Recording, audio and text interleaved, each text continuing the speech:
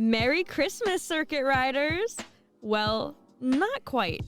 Welcome to Methodist, the podcast where two seminarians share stories and laughs, from the communion table to the lunch table and everywhere in between. My name is Cynthia. And my name is Jake. Let's dive in. Merry Christmas. Merry Christmas. In November. In November.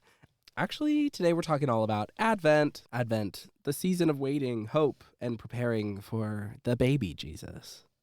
But we're going to talk about all about what makes this season special, how the liturgical calendar keeps us grounded, and drumroll, please.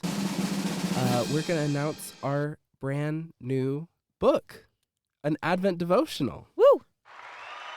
Yeah.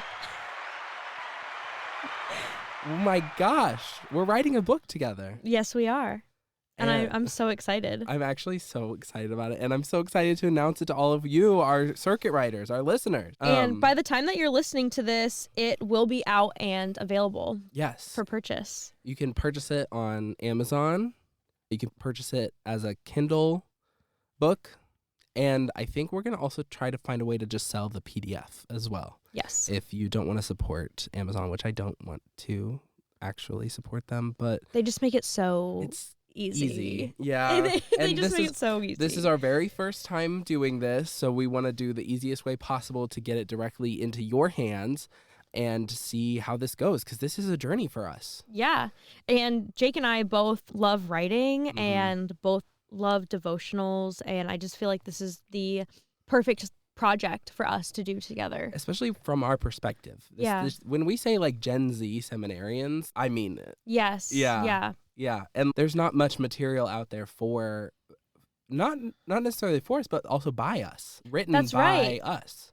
For Gen Z, by Gen Z. And for everyone. I mean, and yes, you don't have to be Gen Z to read this book. Jake, would you like to tell us what our target audience is? I think the way that I went about writing it, I want it to be accessible for the learner.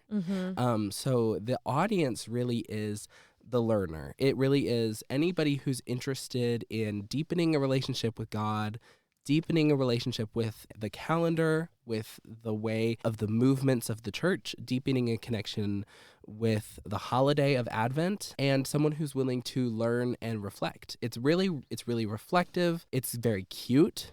It's kind of pink, so it's kind of giving feminine, but it's also like I wrote it too, so it's giving masculine. You know what I mean? But that just kind of is the aesthetic of our logo is pink. You know what I mean? Yeah.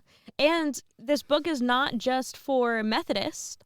Not for people who are Methodist either. It can be for anyone, Christian or not Christian. Maybe you're curious, you just want to learn more, like Jake said, but know that it is written by two United Methodists. But it's about the season of Advent. The season of Advent is the waiting time, waiting for Christ to be born. But it's not Christmas yet. It's the time before Christmas.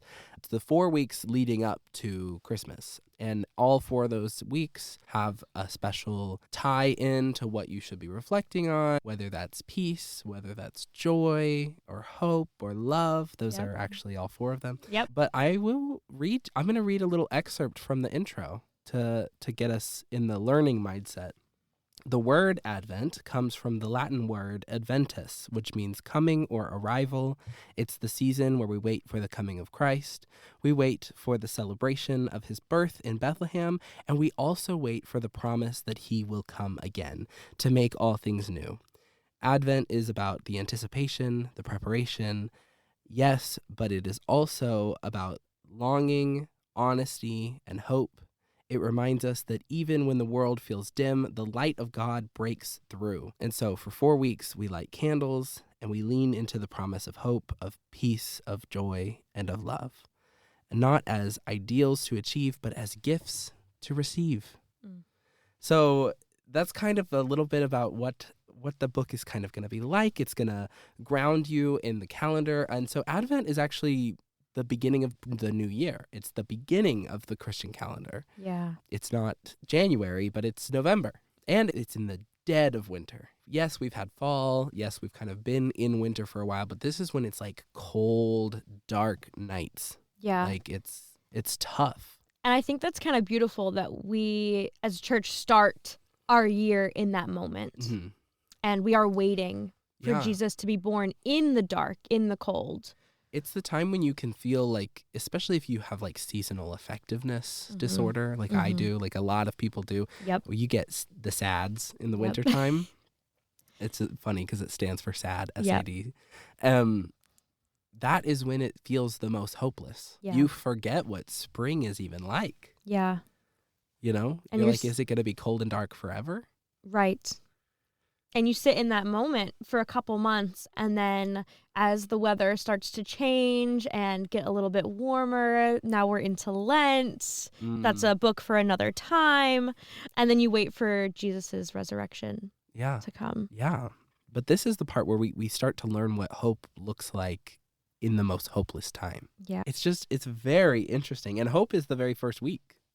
First week is hope. So we've talked about the liturgical calendar a bit and how grounded it is in the seasons. And this seems like it's going to be something that comes up over and over again for us in our journey with the podcast, with Living Method Media, with now becoming authors, because we're probably going to continue this as a liturgical series. Yeah, hopefully. I would love to. Yeah. So if you guys buy this book, you're supporting us in hopefully writing another. Yes. So it's very exciting. We're literally, I'm so thrilled. I've wanted nothing more but to become an author. And this feels like a dream come true. Oh my gosh. I've also have dreamed of becoming an author. I didn't expect my first book to be an Advent devotional, but I'm here for it. I love it. I'm so excited for it to come out and for you all to get to read it. Can we talk about the colors, the candles, the chaos of the season? Like what is Advent and how do we celebrate? How do we practice it? Yeah. You want to talk about what our churches do to celebrate? Yeah. I can go first. My church, we have a wreath, and there's the 4 candles.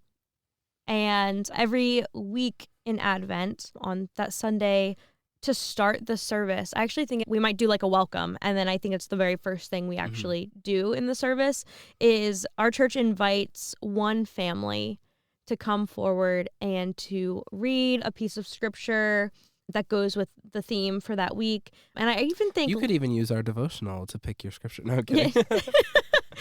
And then I think even last year my church read John Wesley quotes, just a little snippet of his writing about that season and time. Nolan and I were chosen as one of the families, and I remember having to read Old English, like thy, thee, and all of that. And I was like, oh my gosh, I don't know if I'm going to be able to read this in front of the congregation. And so then the family, after they do the reading, then they light the candle, or however many candles it is. So week 1, you would light the 1 candle, and week 2, you'd light 2 candles. Yeah. Exactly. Yeah. And that's kind of what my church does to celebrate the Advent season.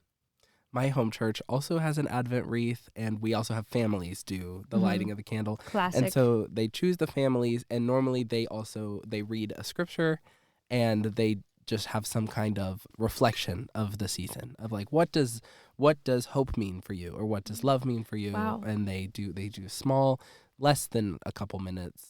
So they actually get to speak on their experience. Yeah. Wow. That's and then beautiful. they light the candle. But my church also sings the Advent song. There's a song about lighting the candles that not every church does, because the song is like really copyright, like the copyright is hard on this song, and you have to get written permission to videotape it. And so we didn't do it for a few years until we got permission. Wow. Because we were live streaming and we couldn't live stream the song. That's crazy. I would it's not sing in the it hymnal for you now. It is. It's in the faith we sing. Okay. So why couldn't you, like, if you had it's copyright? Not public domain. It's whoever wrote it is like strict about it. Oh, wow. But it's a great song. I would sing it for you now, but I'm afraid. Maybe we'll link it. We'll link it. We'll put it on Instagram. We'll put it on TikTok. I want to sing it so bad. But it's like light the Advent candle 1, light the Advent candle 2. It's really cute. And it goes, there's a verse for every lighting of the candle. And right. So you would just sing one. The different verse. We sang the different verses each week. Okay. And then I think on Christmas Day, maybe we sang all 4 verses. Ooh. I don't know. I like that. And then the last one is the Christ candle in the center of the wreath. So there's actually 5 candles, but there's the 4 that have color. So Yes. there's 3 purple candles and 1 pink candle. The pink candle is actually week 3. But yeah, so usually the season of Advent is purple. Like we talk about if your sanctuary does colors of the banisters and all of the fabric that's draped over everything, purple is the seasonal color. But some congregations do blue. They do dark blue, like a navy blue instead of purple. My church has always done purple. I love seeing all of the purple. And my church also does a Chrismon tree. What is that? It's like a Christmas tree, but it's got Chrismons on it, which came from like the 1970s or something, was when it got popular. And it's symbols, like pictures and symbols that share the story of Christ. So there might be boats and anchors and fish, and there might be bread and cups and crosses, and there's all kinds of like symbols that you might find on a Christmas tree, which makes me think a lot about Methodist culture, specifically in African Methodist traditions, like AME churches and other churches. I went to a historical AME church last year and got to take a tour of it. And the stained glass was so specifically beautiful in a way where symbolically was telling the story of Christ. And they talked a lot about lack of education and lack of literacy in the African American community in the very, very early days after slavery, and still the disparity with education in this country, and how the story being told through pictures and images is so important to congregations where people might not have the same literacy rates. Yeah. And that's true in Oklahoma as well, and in a lot of rural areas, and in just America. We're having a literacy crisis. Yeah, definitely. And so the Chrismon tree, having these symbols that share the story of Jesus, I think is kind of beautiful, because there's so much you can share without words. That is beautiful. Yeah. Wow. We don't have the Chrismon tree, but we do have a Christmas tree yeah, that we put up in the church. My church also did a hanging of the greens services. Yeah, we do that as well. And that's when you decorate for Christmas. And so that usually happens during Advent. You decorate for Christmas. And there's different meanings behind everything we put up. So behind the wreath and how it never closes, or it's a circle that doesn't, circles are always closed. Yes. Is that what I meant to say? I think so. And so like the circle of life, and then also the holly, the red symbolizes maybe the color of the blood, which comes later, And then there's meanings behind the garland, the holly, the Chrismon tree, the everything. And then you walk through kind of a liturgy of that as well. And that becomes a liturgical event. Mm-hmm. Yeah. So Advent and Christmas are different from each other. Yes, they are. I want to talk a little bit about Christmas in our American context here, because Christmas did not always exist, and also how we celebrate Christmas today as Christians and as people who live in America. It's very normalized to have a Christmas tree and to have gifts on Christmas Day, and have these traditions of big Christmas dinner or Christmas breakfast and things like that, which that did not happen in Jesus' day. One, because they were Jewish. Yeah. And they celebrated Hanukkah. But also... I don't think they celebrated Hanukkah yet. Or did they? Well, I think in the Gospel of John, Jesus celebrates what... I don't know if they called it Hanukkah then, but that's what scholars say Jesus celebrated. Interesting. I've never thought about that. We're looking up when Hanukkah. The Feast of Dedication, which is in the Gospel of John, chapter 10, verses 22 and 23, is what Hanukkah is now. Okay, cool. So anyway, we celebrate Christmas today, and Christmas started... Probably a pope. You can always blame Catholicism. You can always say a pope started something. It actually did start in Rome. First recorded day was December 25th, 336 AD in Rome. Wow. And so it's been a long time. Yeah. It's been a long time, but still not in the way that we celebrate Christmas today. Yeah. Because a lot of people who celebrate Christmas in America are not Christians. Yeah. Similar to our Halloween episode, we talked about the commercialization of Halloween. The commercialization of Christmas is a big deal. You got to buy the Christmas cards. It feels like a secular holiday. Yeah, in a way that it does, because I grew up Christian, and then my family left going to church, and we still celebrated Christmas, Mm-hmm. but there was no more Jesus attached to Christmas. But we still celebrate it the exact same way that we always did.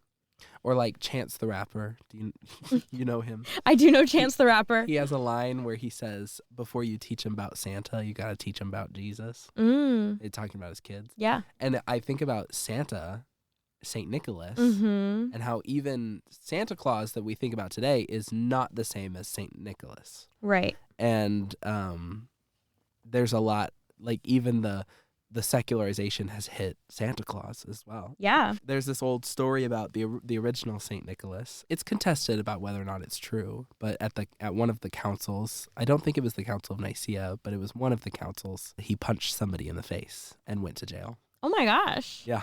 I kind of love that. Yeah. And then he got out of jail because the person who he had punched ended up being wrong and being considered the heretic at the end. Oh. I mean, this kind of is on track because St. Nicholas was in the 4th century. Mm-hmm. And which is what I just said.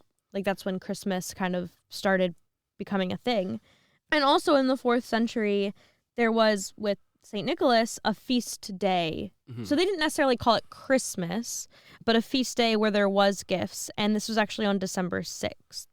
Yeah. That's when Germany still celebrates St. Nikolaustag, which is St. Nicholas Day on December 6th. So that makes sense. Yeah. Which also, like we talked about before, some of these traditions, these Christmas traditions, actually come from European traditions, like Yule. Yeah.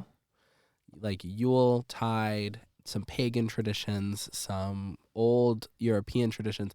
A lot of Americanized holidays actually come from these European pagan traditions, like a lot, like many of them. Yeah. You know, that, I mean, it's very interesting how we've developed and created our own traditions over time, and how they kind of mirror some of that, but in a way where, in the church at least, I feel like we still find a way to center Christ.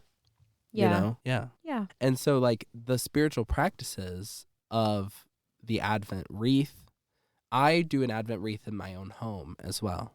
Oh. And this is something I've been thinking about for one day when I have a family. One day when I have a family, like, how will we celebrate Advent at home? And what songs and hymns we will sing?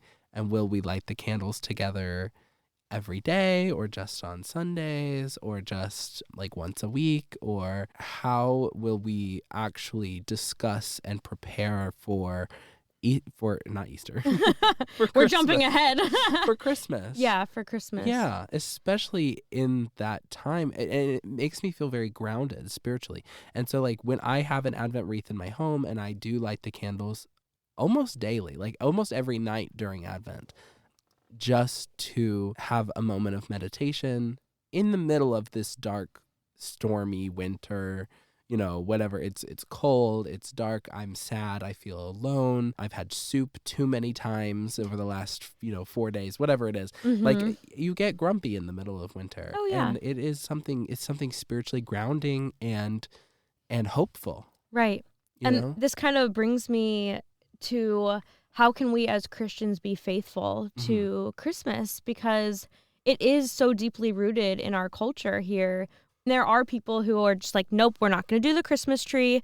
We're not going to do gifts, that kind of thing. But can we do it both? I think we can. Yes. I love a Christmas tree. I set too. mine up every year the day after Thanksgiving. That's my family's tradition. I do it on Thanksgiving. I've also done it now that I live alone, and especially the more that Nolan and I have our own Thanksgiving dinner, especially when we lived in Minnesota, far away from our family. We would have our Thanksgiving dinner, and then right after dinner, we would decorate for Christmas. Yeah. And that was a beautiful thing. So how can we can decorate the Christmas tree. We can, have our snowman decorations. That's what I have. Yeah. A bunch of little snowmen. Well, I do silver and gold. Yes, Some people, that's what we do too. Rather than like a green and red. We do like silver and blue. We have some gold. Yeah, we do more of those colors, not the traditional red and green type. And so I think that we can decorate and do the gifts. We can do the gift exchange. I think it's a beautiful thing, actually, to give gifts to your loved ones. Yeah. But this is my caveat. And I was just telling Jake earlier today, actually, that for this year for Christmas, I am doing what we're calling Crafty Christmas, where every gift I give to someone, it is going to be something that I made. And this is a way for me to be more intentional with my gift giving, really thinking deeply about what would this person that I love in my life really want and what would they use and cherish in their life, rather than just me going to the store and buying like, I don't know, a throw blanket and a mug or like a Lego set or like whatever.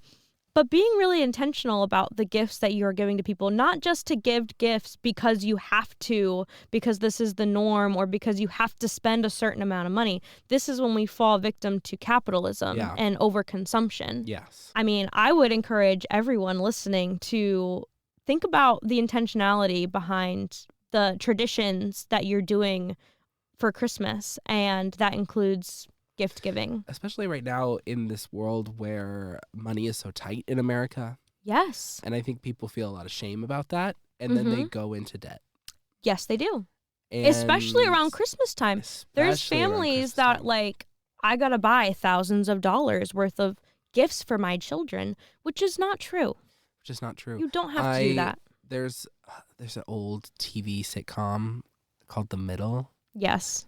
And there's a Christmas episode where the mom is really upset with the grandparents buying a bunch of gifts for the kids because in her family, the tradition is they get oranges in their stockings. Aww. And I'm like, that is the kind of humility and groundedness that I want my family to have as well. Yeah. Like, I want to do oranges in the stockings. And like, we are happy with what we have. Yeah. Yeah. I don't have children yet, but Nolan and I have talked about like, when we do have children, you know, like, would all the gifts be from Santa Claus? Because that's how some families do it too. And I think, no. Why does Santa Claus get to give all of my children these nice gifts? What about me? Yeah. Or what about grandma? What about one that comes from Santa and the rest came from mom? See, that's how, so my family was kind of the opposite. Yeah. Santa gave all of the gifts and my parents would give like one. Oh. But I think it should be the reverse. Like, your parents give you and it shouldn't be hundreds of gifts. Like, you shouldn't be getting that many gifts. Yeah. And I think that that's where overconsumption plays, because parents think the more the better. My kids will love me more if I give them more and more, which is not true. No. And so I think one gift from Santa, the rest from the family. I like that. That just feels better. I like that too. And I've also considered celebrating. I brought up St. Nicholas Day. I've considered doing that with my kids, kids that don't exist. What if Christmas is about our family and is about the church and is about Jesus? Yeah. And we might do gifts on Christmas, but what if we did our Santa gifts on St. Nicholas Day? Yeah. Instead. And it would be hard to explain to their friends at school that they get their gifts from Santa on a different day. Right. But that's because our family is German. It's like, actually, but that's the thing too, is teaching your kids the history. St. Nicholas comes to our family on December 6th because we're German. Yeah. And he comes to your family on the 25th because your family is different. Yeah. And every family's different. But I mean, that feels weird too. I don't know. Yeah. I don't know. I don't have kids. I'll figure it out one day. You'll figure it out. When the kids come, that's a problem for another day. Yeah. And really, it's only a problem when they're like 4. Yeah. Yeah. Yeah. You get 3 Then years they start to like think, now they're like, who is Santa? And what do my other friends' families do? Exactly. And why do we do this? That's when kids start to get really curious. Yeah. And then they still really you don't tell them anything until they're like 13. Yeah. And then you say Santa isn't real, and then they're like, oh, Warning, I already, if you were listening to this, sorry, with your kids. I'm so sorry. Santa isn't real, and then your child is like, oh yeah, I already knew that, Mom. And so we've just been playing along this whole time. But it is fun to play along. It is fun to have those little things. Yeah. I don't know. I'll figure it out. Yeah. I don't have to figure it out tonight. No, not tonight. Definitely not. Especially since it's not even December. It's not. But going back to Advent and the season of Advent, what has it been like creating this Advent devotional, the behind the scenes a little bit about what we've been up to, what we're working on? Yeah. Well, to be honest, this was all Jake's idea. Jake sent a text on a random Wednesday afternoon. On a random day, actually it was a Tuesday. I know this because I was at work. Oh, wow. And Jake texted me and basically was like, I think we should write a devotional and we should publish it for Advent. And I was like, okay, let's do it. That's the thing about Jake and I's partnership, is that he has a lot of these big dreams and ideas, and I'm always down for it. I will always support it. I will always say yes and try my absolute best for us to see it through. Yeah. And so this was Jake's idea. He texted me. I was totally on board with it. And then right away, I think you and I both started writing. Yeah. It basically right away. That day, I wrote 2 of the week devotionals, and I put all of the scripture together, and I organized and made the aesthetic and the theme and picked the fonts, and I just went to town. He went to town. I mean, how many hours do you think you spent doing that? It was probably all afternoon. Yeah. No, I didn't do anything I was supposed to do that day, and I laid in bed and I worked on this all day long. Yeah. Yeah. No, I love that though. Sometimes I'm a big procrastinator. I know it's bad, but I'll have something that I have to do that might be due sooner.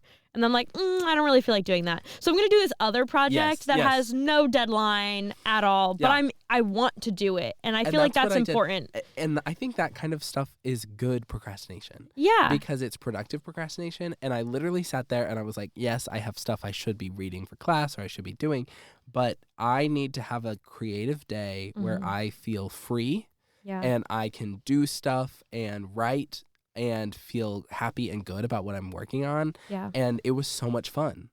Like, I have not had a day like that in weeks where I was like, this is so much fun. I want to do this forever. Yeah. I mean, it's kind of in a way like arts and crafts. Yes. Like I sometimes you just need to have a craft day. Yeah. And I feel the same. And like I've started saying this more often to myself until I believe it, but it's like, we are the experts. We are the people who know. And I don't know everything. I'll be the first to admit that I don't know everything. But we are in seminary, and we have been in the church for so long. We've been studying the church for so long. We understand at least enough to be able to do the research and follow through with the history and sit there, and we know what we would like to read. What kind of devotional we would like. That's it's not like a super long one. It's not like a super intense one. It should only take you a few minutes. Like, we know what the audience is looking for. We know what we would want to read as a devotional. So why not us be the people who write it? Yeah, exactly. And this is exactly why I was right on board. Oh yes, of course I would love to be a part of this project to write this devotional. And Jake, that's exactly right. This is a book that we wrote because we would want a book like this. Yeah. And there aren't a lot of resources that are written by people our age. Yeah. And so I think that this is a great project. I'm so excited about it. I'm excited for it to be released for you all to check it out. Order it now. Give it a review, all of the things. Yeah, do all the things. Review. We'll take your criticism if you hate it. We want to make the next one even better. Exactly. Like we said, this is a journey. And we said that on episode 1 of this podcast, and I still believe it. It's like, this is a journey. Thank you for journeying with us. Seriously, yeah. I mean, this is new to us. Yeah. We're new to podcasting. We're new to social media type stuff. And so we're learning as we go, and we're having a lot of fun doing it. Yeah. And building the confidence as we go as well. Exactly. Yeah. So our book, when you're listening to this, it's out. It's out now. It's out now. We're saying that fully hoping that it will be, because we're recording this early. We're recording this in October, so it better be out by the time you're listening to this. No, it should be. And it'll be linked where you can purchase it in this episode as well. And how can we make this season of Advent, Christmas, even Epiphany after, how can we make it even more meaningful? I think a small group. Yeah. So Methodist of us. So Methodist.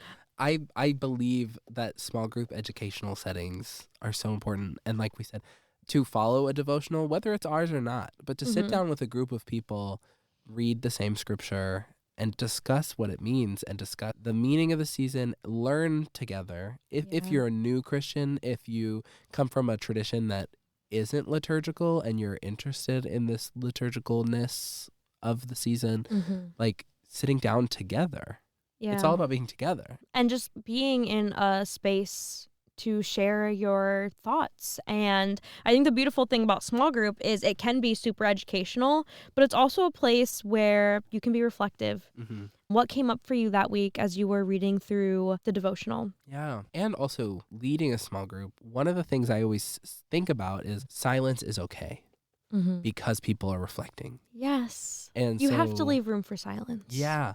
And so one of my favorite small group leaders would always say, I'm okay with the awkward silence because I know everybody is thinking. And so leaving space for reflection, leaving space for meditation, light a candle. Yeah. Light your Advent wreath. Yeah. Yeah. Do it. And talk and discuss and pray. And pray together. That's important too. It's good for the soul. It really is. I think it's time for a benediction. I was just about to say that. I think it's time for our So, benediction. The benediction is the final segment of our episode where we do something fun and silly. And, I have a benediction that I just came up with off the top of my head. Amazing. Because Go for it's it. Advent, I think I want to ask about our favorite Christmas songs. Oh, wow. Or Advent songs, because they are different. So, thinking about it, there are some hymns about the waiting, about the longing, but we can also do like a secular Christmas song as well. You go first. So I'm going to say, I have some favorite Christmas songs. There is a hymn, Come Thou Long Expect, what is it? Come Thou Long Expectant Jesus. Yeah. That one is a banger. That one is so good. That one is it's like, come thou long expected Jesus. Yeah. Da, da, da, da, da, da, da. So good. So good. That one I will be like shaken a little bit. I will be dancing. Oh yeah, of course. Every single time. Because it's kind of upbeat as well, even though or you could do it like in a minor key and make it more Advent sounding, like the waiting, the slow it down. Yeah. Very good song. And then my favorite, I love so many weird Christmas songs. I listen to like rock and roll Christmas songs all the time. I have a playlist on Spotify called Rock Christmas. But my favorite Christmas album of all time is Rocky Mountain Christmas by John Denver. And his song Aspen Glow is really good. But I love like, there's so many like rock and roll Christmas songs. I love like weird Fall Out Boy songs. My Chemical Romance has a Christmas cover of the Mariah Carey song. And then also Christmas Bells by Echo Smith. And then like Christmas Lights by Coldplay. I could go on, but I've got lots that I like. I love that. What about you? So my favorite Christmas hymn would probably be The First Noel. Oh. I just think it's beautiful. I also just love Christmas hymns. I think that they, like, and in Advent too, like the whole season of Advent and Christmas, I love the music. And I get sad actually when it's over because we don't get to sing them again. Aww. Until next year. And I'm just like, they're so good. And then even in that season, depending on how your church runs, like mine, we sing about 3 hymns per service. There's more than that, though, that I want to sing. I want to sing them all. And so, but my favorite is probably The First Noel. I also like Joy to the World. Classic. Very good one. It's very good. I feel it hits every time. Yeah.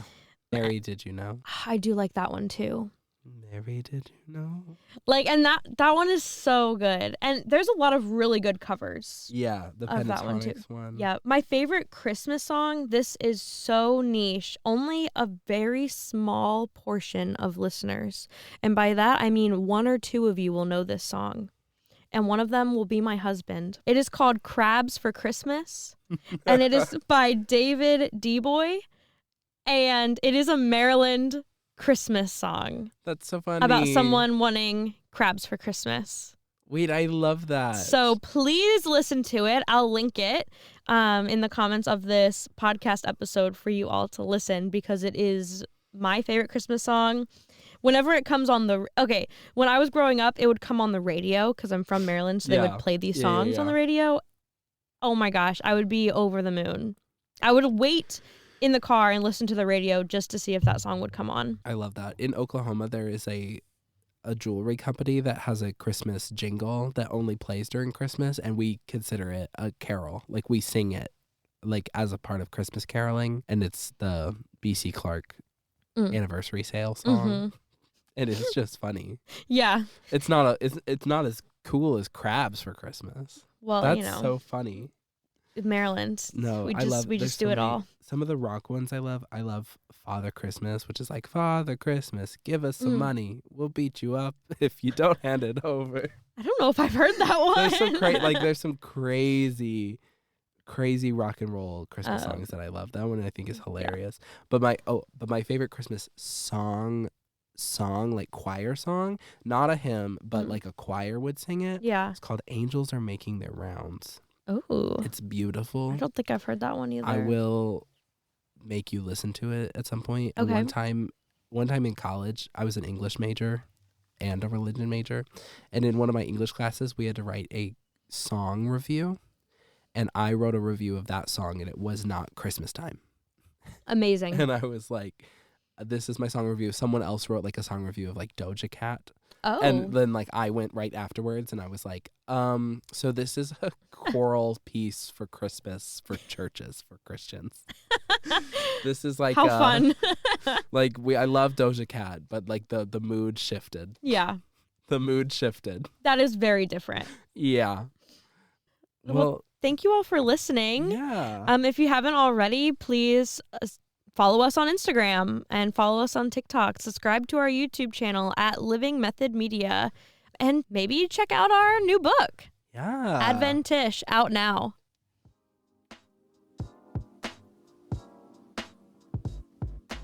Thank you for listening to Methodish. Be sure to like and subscribe and share the pod.